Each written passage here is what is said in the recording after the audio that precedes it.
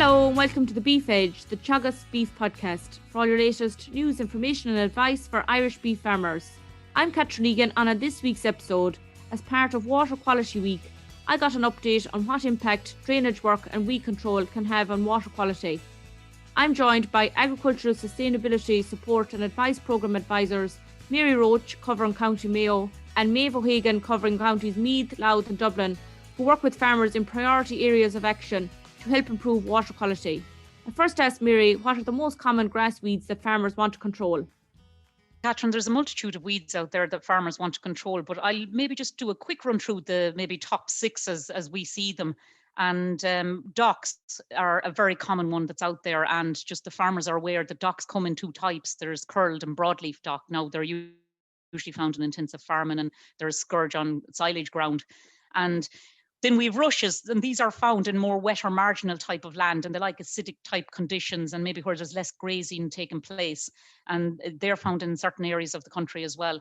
We come to the thistle then, and similar to the dock, there's two different types. There's spear and creeping thistle, and farmers should be aware of that because there's different methods of controlling both. We have ragwort also in there. That's a noxious weed and actually must be controlled by law. Now, that's an unpalatable type of weed, and the cattle won't eat it unless it's actually cut and the sugar levels are high in it, or if it's cut up small in silage. So just be very careful because it is noxious weed if you're controlling that. We've chickweed, which can take over in reseeds if it's not properly controlled at the time that the reseed is being carried out and afterwards. And then we have nettles are another common one that they're on some farms, and some farms have no problem with them. So they'd be the top six really, Catherine. And as docks are one of the common weeds that you mentioned, how best is it to control them, or both on the chemical and non-chemical methods? Yeah, docks are a huge issue on farm. And the reason that they're a huge issue on farm is because one dock plant alone can let go of 60,000 seeds. And it has been found that them seeds can be viable in soil for up to 70 years. So you can see why they are such a huge problem. As regards control, the number one that people must always look at as regards any weed would be non-chemical. So what we're talking about, integrated pest management is what we call that. So every farmer should have a plan which doesn't involve chemicals to start with. And for docks, if same as any other weed, growing more grass, you'll have less space for the dock weed to take over. Ensuring that your soil fertility is correct there as well. One thing about the dock, it absolutely loves potassium. So there's no point putting out potassium if you don't require it, because the dock loves potassium and will absolutely thrive where you put out excess potassium. And on grazing fields, just limit the poaching. Again, if you have a dense sward, you're not going to get the light down to let them seedling docks germinate and grow. And topping, very important. Topping that plant before the seeds take off and get to the next generation. So let the plant grow up, but make sure that you top it before it lets go of any seeds. So they're your non-chemical ways of controlling the dock. And I'll mention as well, just maybe reseeding in there as well is very important. Reseeding can achieve maybe your best lifetime control of docks in the sward, because you're getting rid of the dock at the seedling stage as well when you're reseeding. So you might, using chemicals, spray off the field and you're getting rid of the adult dock, but then 4 to 6 weeks later, you come along with and have a look. If you have a lot of the small seedling docks in there, you use a post-emergent spray to control them. So then you have great grassland, and after that, hopefully you won't see too much of the docks coming back up. Just be very careful if you are using chemicals. Just a few things on chemicals for docks. Make sure that they're actively growing. If you don't have an actively growing plant there, it will not take up products. So please don't go spraying any weeds if you have a drought condition, or if you have a lot of a wet or cold time of the year when the plant isn't growing. Plant must be growing, and it needs to be big enough. It needs to be 150, 250 centimeters across. In other words, good leaf there to take up the actual plant. And just one other thing, if you're using chemicals, I'd say for the docks, if you have a lot of docks there, use the highest water levels that the manufacturer has written on the label, because that way you get a lot more coverage. You're still using the same amount of product, but you're getting a lot more coverage. And that's what you need with docks, and that they have a big leaf there, you get good coverage and you have good growing conditions when you're using the chemicals for the docks. You mentioned there, Mary, the importance of reseeding to control docks.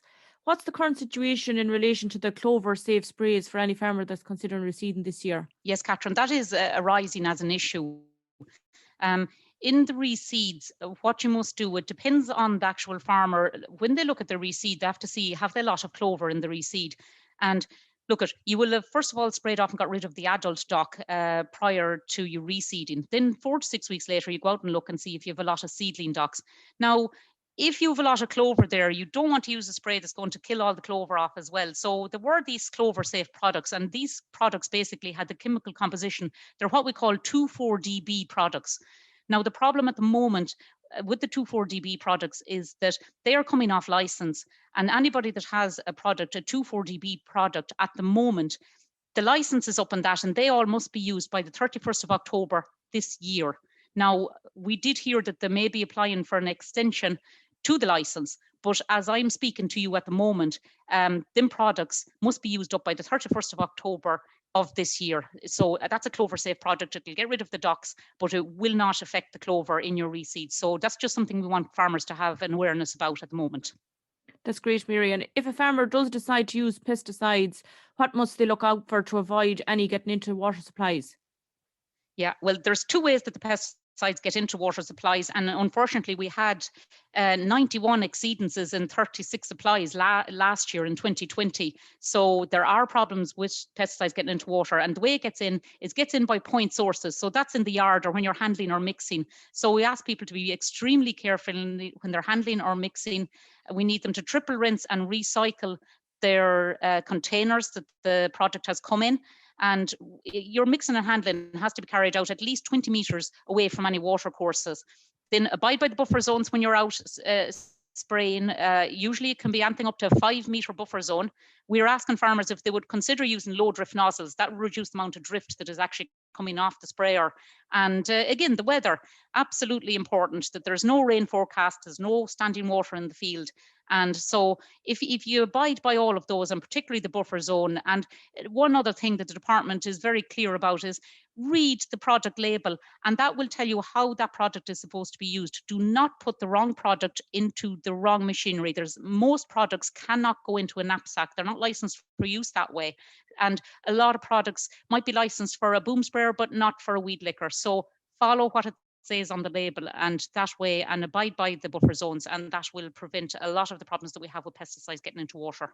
And is there any qualification required, or what paperwork needs to be completed when you're using sprays on farm, Mary? Yes, well, again, every farmer out there will have received their BPS maps in the post there, hopefully at the moment. And if you open up that, you will have found in there your paperwork that you have to complete and keep when you're using pesticides on farm. Every farmer must keep a record of what they've used, what product, how they've applied it, and what weeds they've used it against. Now, the farmer themselves or the contractor must have a course done, and there must be a registered pesticide user, and they will have received a pesticide user number, and that has to be recorded on that form that they received also. And just one other thing in there, you have to also say what are your integrated pest management decisions that you've taken, whether it is topping or what other non-chemical ways you're using, you're operating. And just make sure that your boom sprayer is tested and calibrated every year. That has to be done.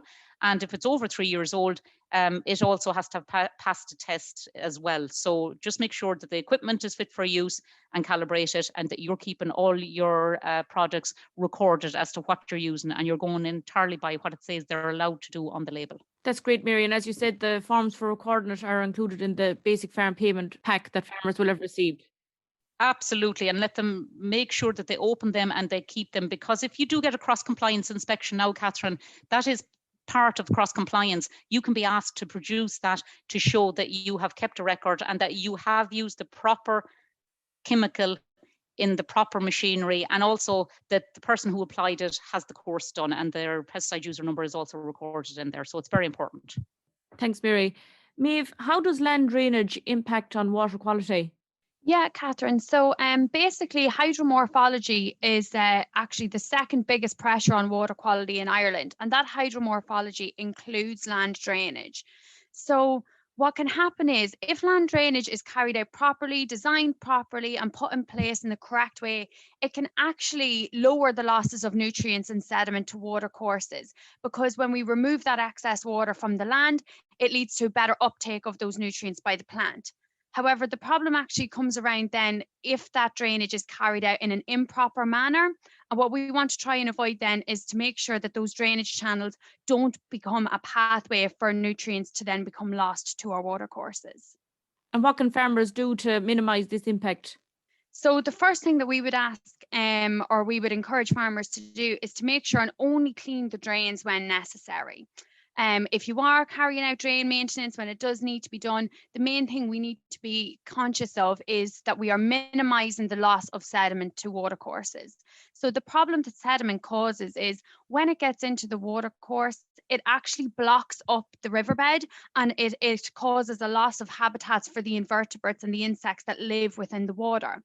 As well as that, then the sediment also has phosphorus attached to it. And when the sediment goes into the watercourse, that phosphorus then can become released into the water and can cause algal blooms and issues with eutrophication. So what we want to try and do then is minimize that loss. So we can do that by when we're cleaning drains, only clean one side of the drain at a time. Make sure that we have a lot of vegetation growing along the bank, because this will actually help to trap some of the sediment and prevent it from running in. And then if we are only actually cleaning the lengths of the drain where the flow has been impeded. So if there's no issue with the flow within the drain, then it doesn't need to be cleared out. So only actually clean the drains when it is necessary and where it is necessary. And is there a particular time of year when drain maintenance should take place? Well, so again, only if it needs to take place, then drain maintenance should only be carried out between July and September. So we need to be particularly aware of fish and their spawning grounds. So if you're not sure about whether there are spawning grounds within your drains, really important then that we contact the Inland Fisheries Ireland and consult with them first. But again, in terms of when drain maintenance should take place, that's in terms of any clearing out that may need to be done to clear out that silt and sediment. But ongoing management is really important too. So it's, as Mary had pointed out, the ongoing observation of our buffer zones when we're spreading our fertilizer and when we're spraying. So that's, something that we should be observing on an ongoing basis as well. And is there anything that farmers can do to minimise the amount of maintenance that drains may require?